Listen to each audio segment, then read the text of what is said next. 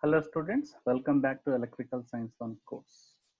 In the previous lecture, we studied about what is KCL and what is KVL, how to apply KCL and KVL for series parallel circuits. In this lecture, we'll try to solve some more problems on KCL and KVL. Before applying KCL and KVL to a particular circuit, we need to remember a few things. First important thing is that current flowing in a particular node is equivalent to negative current flowing out of the node. For example, there is a node A and there is a node B. If current is flowing from A to B and its magnitude is, for example, -3 amperes. Actually, it means that a current is flowing from B to A. Current is flowing from B to A and the current direction and the magnitude is 3 amperes. So whenever we will solve the circuit, assuming the current is flowing from left to right, you get a negative value, which means that actually current is flowing from B to A and the magnitude remains same, but the sign convention will change. So 3 amperes current flowing from A to B is equivalent to -3 amperes current flowing from B to A. Second important thing is positive sign convention. Generally, the current will always enter through the positive terminal and leaves the negative terminal. Then this voltage is considered as a voltage drop. Whenever the current enters in a circuit element through plus and leaves through minus, then power is dissipated in a particular circuit element. Then that first power is called as a positive power. On contradictory to this, if at all the current enters a negative terminal and leaves the positive terminal, then that circuit element is having a voltage gain. There is no voltage drop, the voltage is gained. So whenever the current enters a negative and leaves from positive, the power is not dissipated, power is generated or supplied to the circuit. Or in other words, the power dissipated by this circuit element is taken as a negative. Okay, so whenever the current enters positive and leaves minus, there is a voltage drop, power is positive.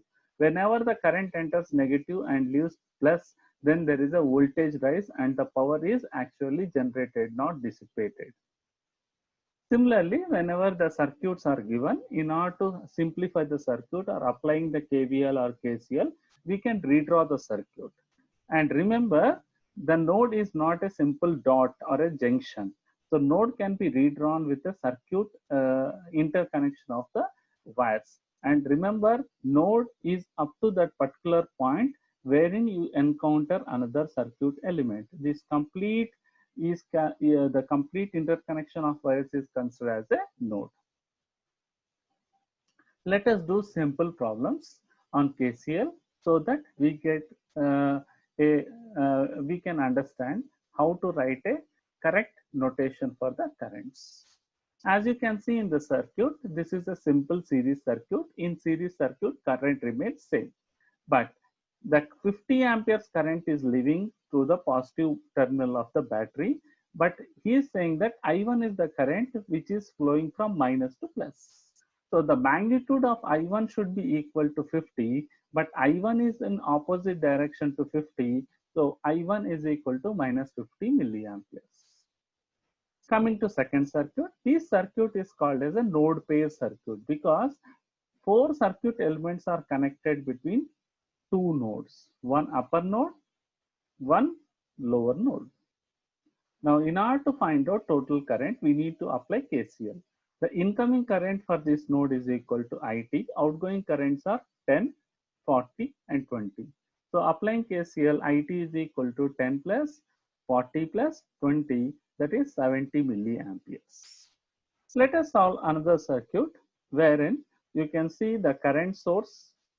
You can see the current source is connected in parallel with the 2 resistance. So the current reaches a particular node, has 2 paths to flow. So incoming current is 10 amperes, outgoing current is 4 milliamperes and I1. So applying KCL, I1 plus 4 milliamperes is equal to 10 milliamperes. From that, I1 is equal to 10 minus 4, 6 milliamperes. Now In the third circuit, there are two unknown currents. One is I1, another is I2. Using KCL, we need to determine I1 and I2.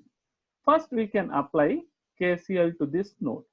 If we apply KCL to this node, incoming current is 12 milliamperes, outgoing currents are I1 and 4 milliamperes. So from this we can find out 12 is equal to I1 plus 4. From that I1 is equal to 12 minus 4, 8 milliamperes. Once we got I1, we can apply KCL to the second node, wherein incoming current is equal to I1, outgoing current is I2 plus 3. So I1 is known to you, 3 amperes is known to you, thereby you can find out I2. So first apply KCL at this node, second node, then incoming current is equal to outgoing currents. 12 milliamperes is equal to I1 plus 4 milliamperes. From that I1 is equal to 8 milliamperes. Then apply KCL to the second node.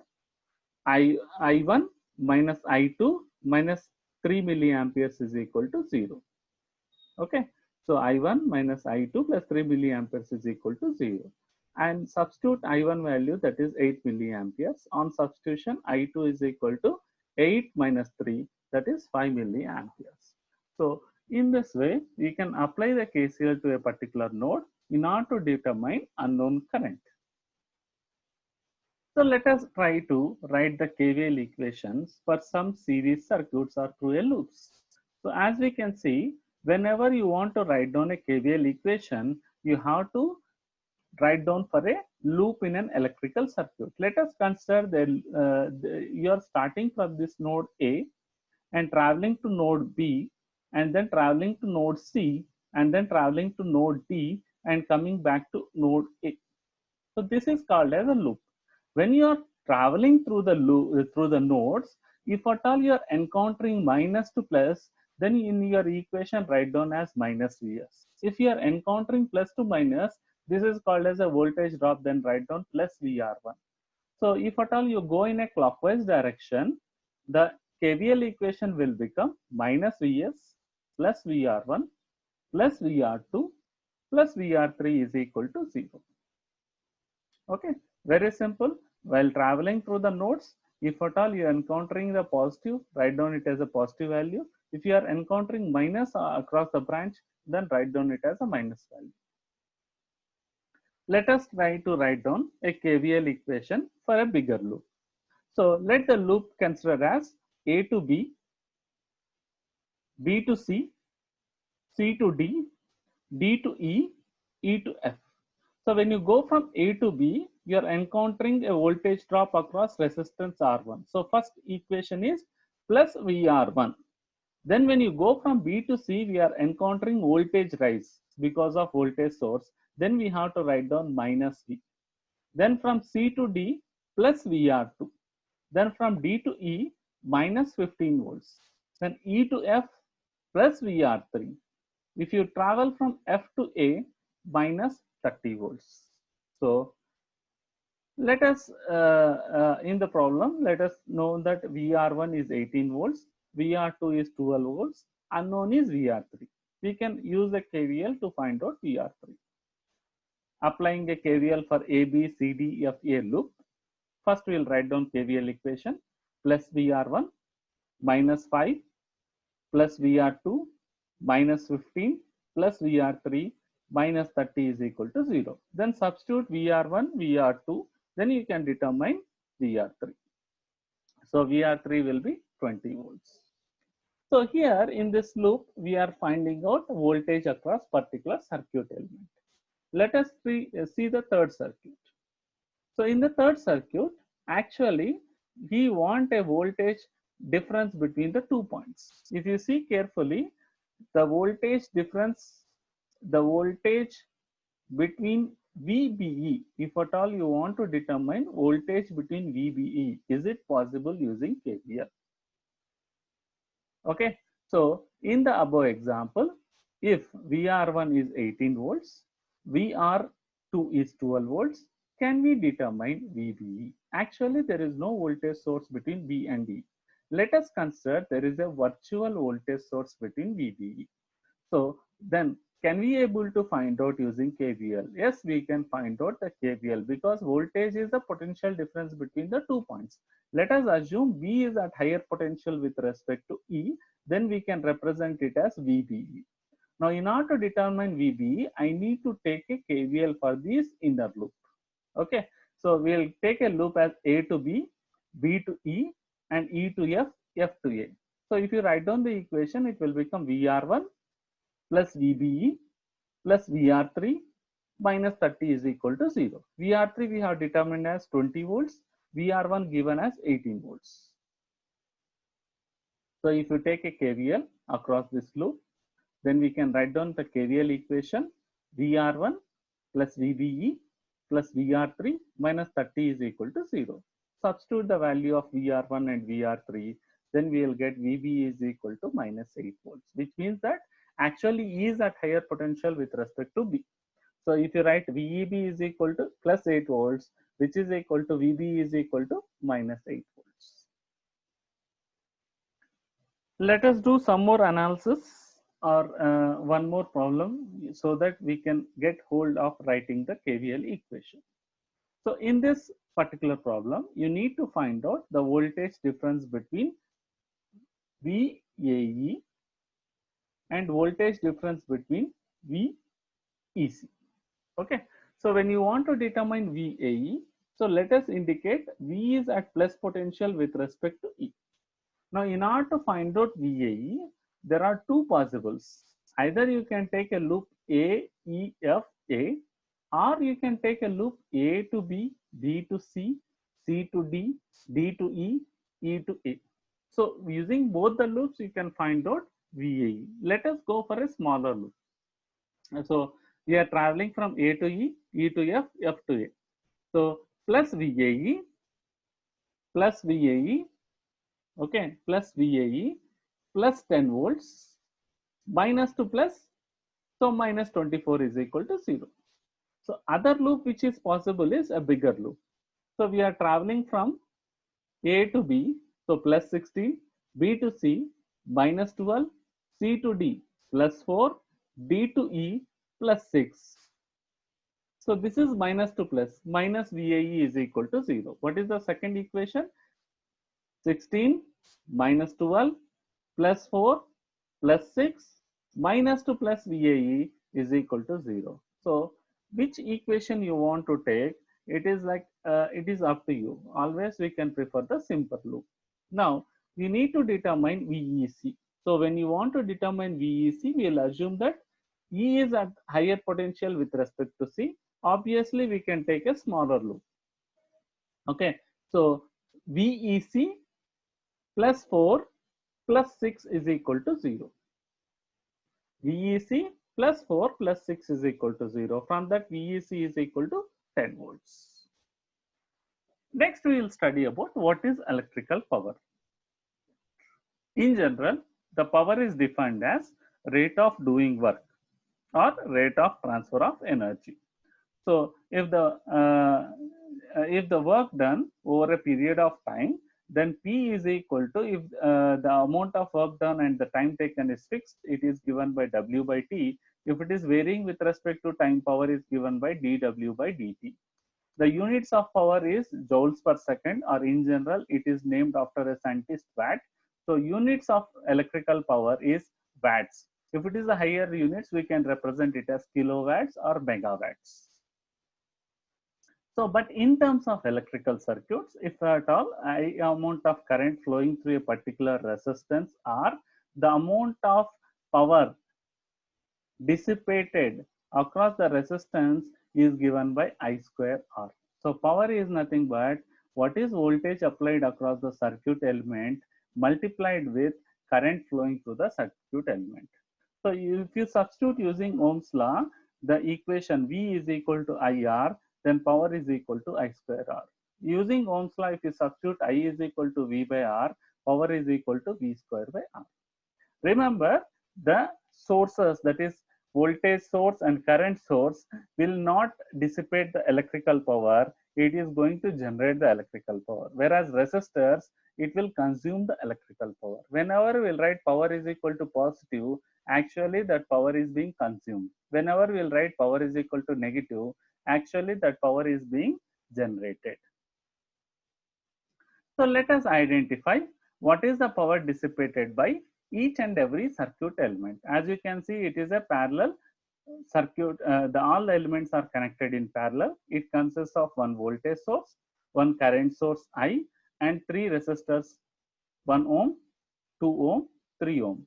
If I is equal to 10 amperes, find out power dissipated by all circuit elements. First of all the circuit elements are connected in parallel. So voltage applied across all the circuit elements will be same. So what is the voltage applied across the circuit elements is 6 volts. So using Ohm's law, I1 will be equal to 6 by 1 ohm. I2 will be equal to 6 by 2 ohms. I3 will be equal to 6 by 3 ohms. So using Ohm's law, 6 volts is applied across 1 ohm resistor, 2 ohm resistor and 3 ohm resistor. We can determine I1, I2, I3. Then I is given in a problem as 10 amperes. I1 you have determined, I2 you have determined, and I3 also you know. Then using the KCL, can't we find I? So incoming currents are capital I plus small I, outgoing currents are I1, I2, I3. So applying KCL to the node,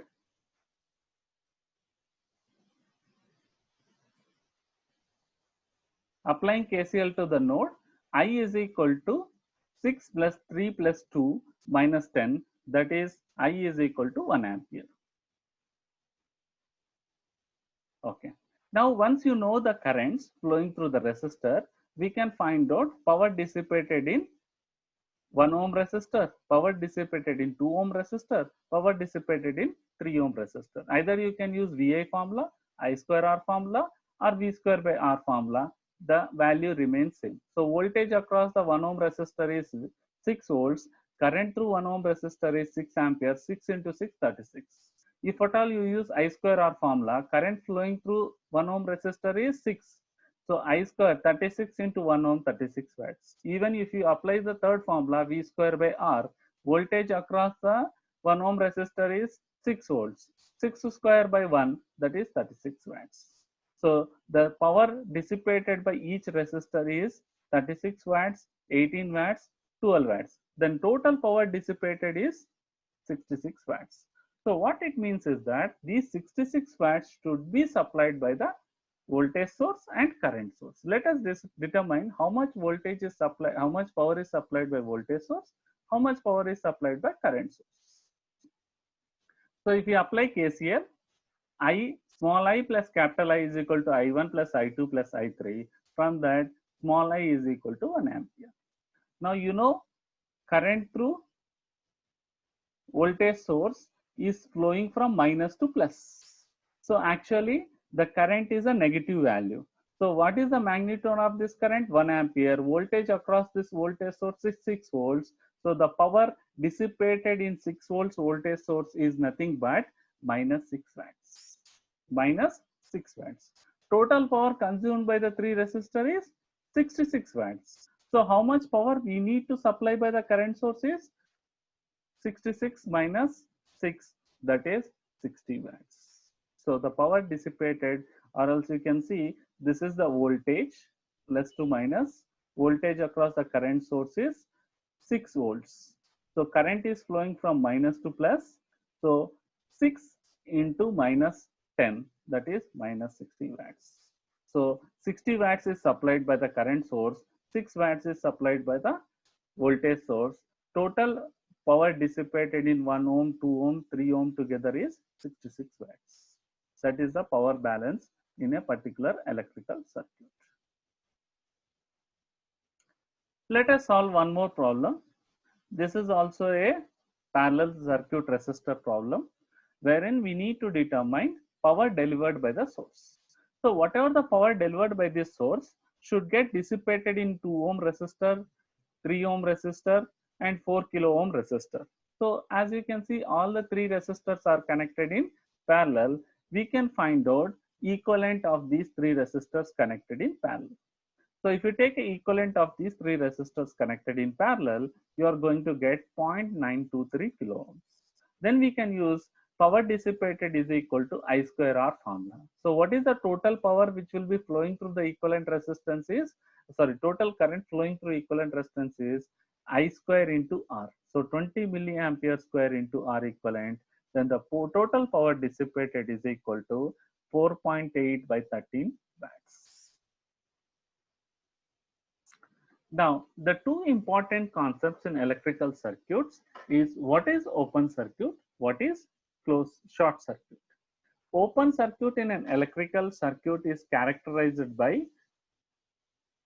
resistance is equal to infinity and current is equal to 0. If at all there is a sudden break in an electrical circuit because of some fault, there is a break in an electrical circuit. Whenever there is a break in an electrical circuit, there is no path for the flow of current. This is called as an open circuit. Okay, whenever you switch off in your home, the bulb will go off. That means whenever you switch off, that means we are creating an open circuit. Therefore, no current is flowing through the bulb. Therefore, bulb is not going.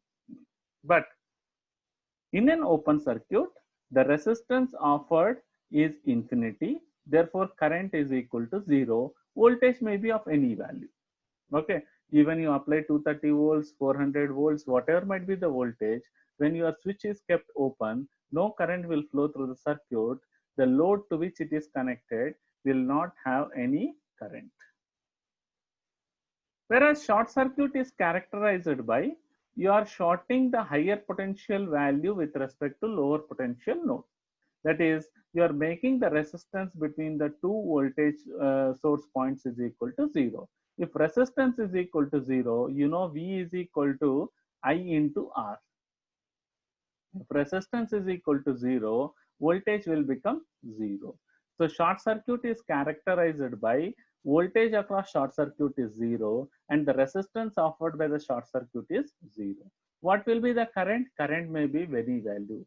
So generally the current will be very high. You might be listening because of short circuit, there is a fire accident in a particular building and the entire building caught fire. What will exactly happen is that the wires which are flowing inside the conduit in your electrical home consists of phase and neutral. If by any chance the insulation has been breakdown and phase is touching a neutral, simply we are short circuit to 230 volts. When you short circuit 230 volts, 230 by very small amount of resistance because of a copper wire, huge amount of current starts flowing through the wires. The wire insulation cannot withstand that amount of heat and they catch fire. Okay, so short circuit is characterized by resistance is equal to 0, voltage is equal to 0, current may be of any value. Let us see the effect of short circuit in a particular circuit. So as you can see in the circuit, initially the switch is kept open. When the switch is kept open, this is called as an open circuit. Okay, now 80 ohm and 80 ohm are in parallel. If you simplify that, R equivalent will become 40 ohms. 40 ohms will be in series with 10 ohms. Total R equivalent is equal to 50 ohms. Then what is the current flowing through the circuit is 100 by R equivalent. 100 by R equivalent is 100 by 50. So total 2 amperes will be flowing through the circuit. If 2 amperes will flow through the circuit, the voltage drop across this 10 ohms will be 2 into 10, that is 20 volts. Then the 2 amperes will flow through 8 ohms, it will get divided. The current is getting divided according to current division law.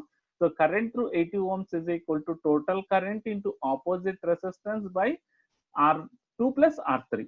So 2 into 80 by 80 plus 80. So the current flowing through 80 ohms will be 1 ampere and the current flowing through R3 will be 1 ampere. So what will be the voltage drop across this is 80 ohms. What will be the voltage drop across this? It will be 80 volts because these two are in parallel. In two resistors connected in parallel, voltage should be same. So if you apply KVL, 100 volts is getting divided, 20 volts is dropped across R1, remaining 20 volts is dropped across R2. Now let us see what will happen if you close this circuit. Once you short circuit A and B, the current will always try to flow through the least resistance path. So the complete current will flow through this. So no current will flow through the circuit. Therefore, this circuit will be equivalent to this circuit. Because of a short circuit, no current is flowing through the 280 ohm resistor, then the resultant equivalent resistance will be 10 ohms, then the current flowing through the circuit will be 100 by 10, 10 amperes. Complete voltage will be dropped across the resistance R1 is equal to 10. Okay, that is the effect of short circuit. If you short circuit, the entire current will flow through the short circuit because current always try to flow in a least resistance path. Let us analyze what is the effect on open circuit. So as you can see in this circuit, 80 ohms and 80 ohms are in parallel. So resultant will be 40 ohms, which will be in series with 10 ohms. Then the total current flowing through the circuit will be total current flowing through the circuit will be 2 amperes. When 2 amperes will flow through the circuit, okay, so the voltage drop across 10 ohms is 20 volts. Voltage drop across 80 ohms will be 80 volts because current will get divided as 1 ampere will flow through this, 1 ampere will flow through R3. Now what will happen if you make an open circuit? Whenever you will make an open circuit, current will not flow through the particular resistance. Then the equivalent resistance will shown in the figure 2. You can see no current is flowing through the open circuit, but voltage is available. Then the R equivalent has been changed to, previously it is R equivalent is 50 ohms. Now R equivalent is 80 plus 10. Total R equivalent is 90 ohms. Then the current flowing through the circuit, the current will flow through R1 and R2 only. No current will flow through R3. So voltage drop across R3 is equal to 0 volts. Okay. So the current will flow through this. Voltage drop across the R1 is 11.11 volts and remaining voltage, that is 88.89, will be applied across R2. Since it is open circuit, there is no voltage drop in R3. The entire voltage is available across C and D. So voltage across open circuit is equal to 88.89 volts. Similarly, what will happen if at all you connect a short circuit in series? The current in this, it is flowing through R1 and R2. R equivalent is R1 plus R2. Whenever you have a short circuit across this, the current will always try to flow through least resistance path.